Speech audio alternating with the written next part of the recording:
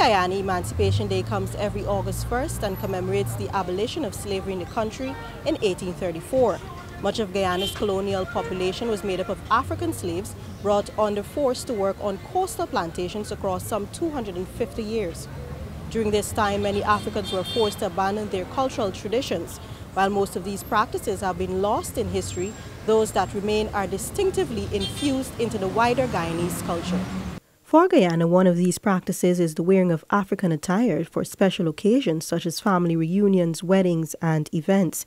This is highlighted during the emancipation celebrations in the country. Essentially, these clothes form part of the African cultural identity and symbolize cultural heritage. Commonly worn African prints come in clothing choices like the dashiki, female skirt, and head wraps.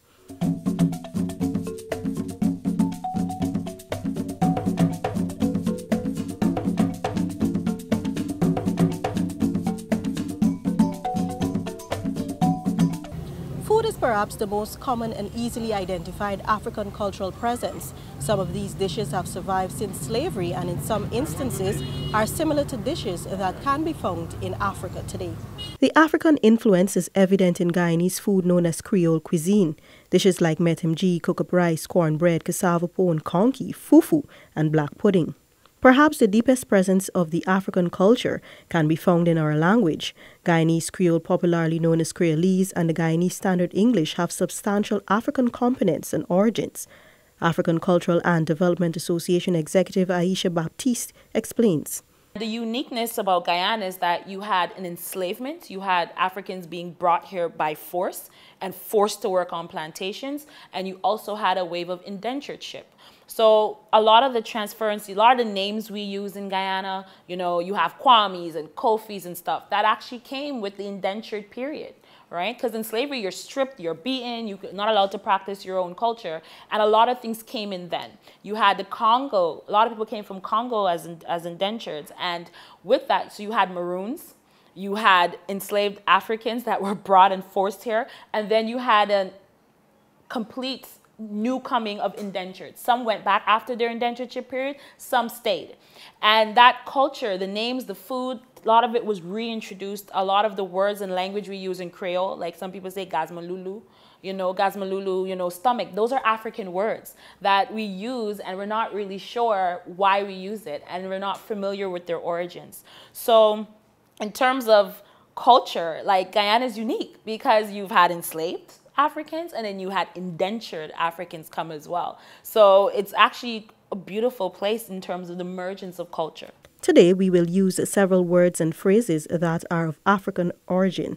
Common Guyanese terms are Iwata, bottom house, she run fast fast, and it too sweetie sweetie. The African presence is also manifested in the performing arts. Guyanese folk songs like Itanami and folk tales like the Anansi stories are excellent examples. Itanami itself originated from former Bostonian slaves in the 1950s. I can give you a part of Boston history where 7 brothers drowned one time. The falls was named Mora Falls. They named the rest of the family in the village, the nephew that was left, they called him Mora, because he lost his uncles and his father at Mora Falls, right?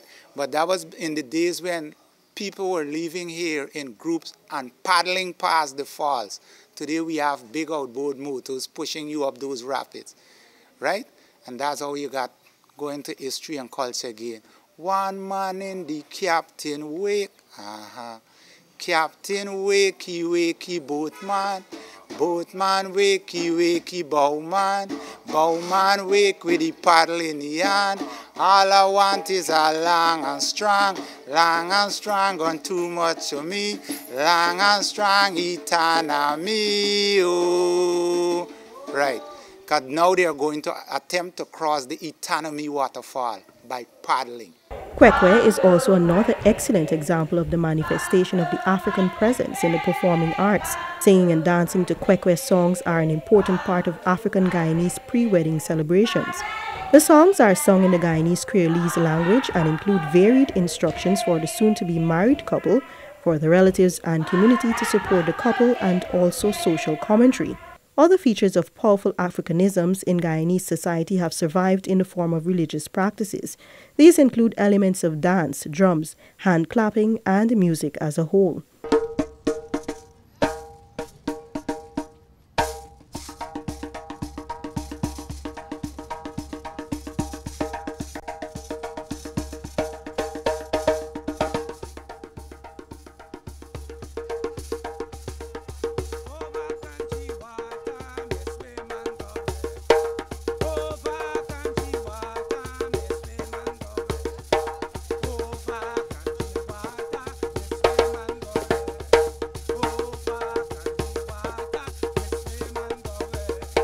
The music is an amazing way to present that. A lot of the things that we're listening to, a lot of the soca vibes that we're vibing to, all have Afro beats. They all are based on that sound, that bump, that bass is Afro beats. A lot of the hip hop or rap or reggae all has that culture within it. So we tend to always kind of put, oh, I don't have culture, but the culture, as I keep on saying, it's a part of what we do.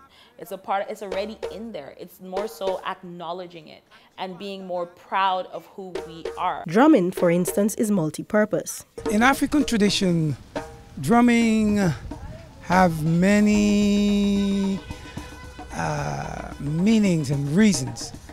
Most important of all, our ancient ancestors used the drum as a part of sending messages, because the drums also have a language. And so if you came from someplace where you understood that language, whatever one was played, it would be received, and they would know exactly what is happening or who is coming or where we're supposed to meet. It's also used as a means to heal.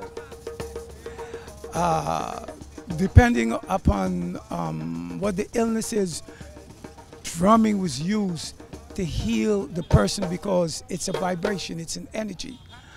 And along with the drumming and the songs that were sung, it will help to heal that person based upon what is the ailment the person is suffering from.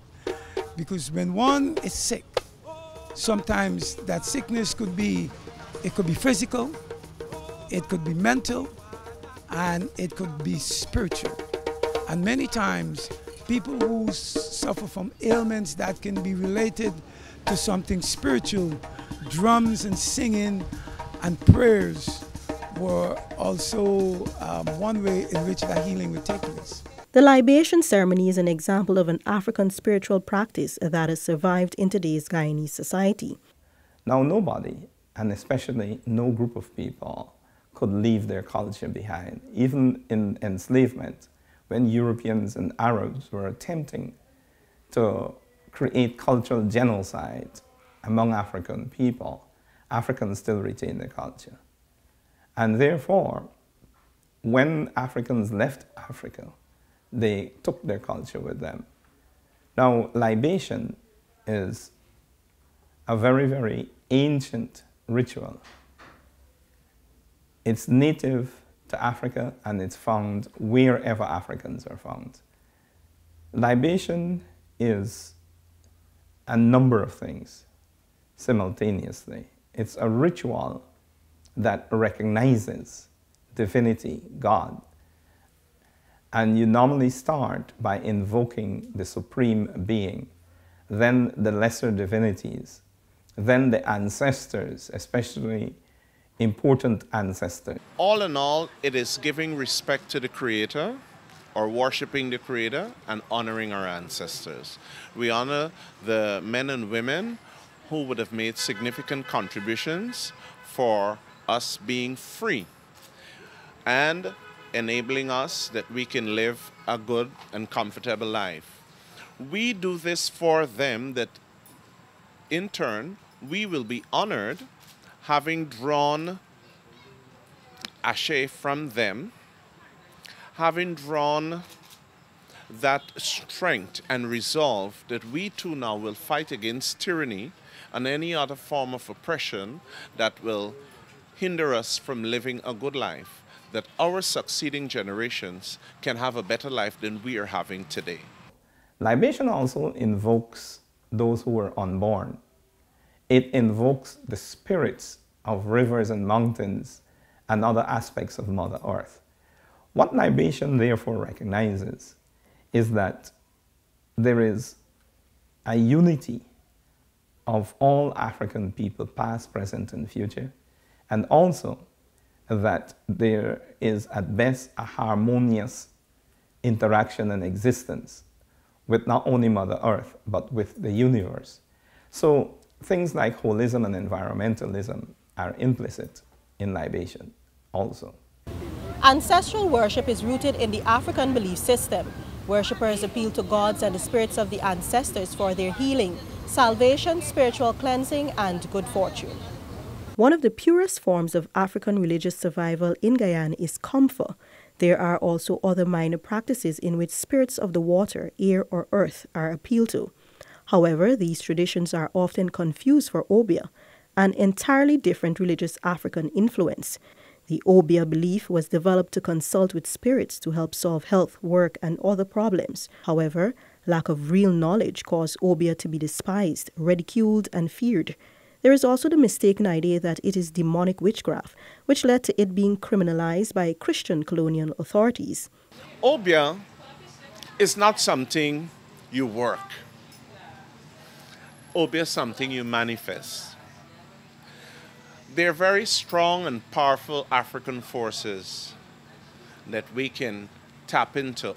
But we have come away a lot from it because of the colonial situation that we went through.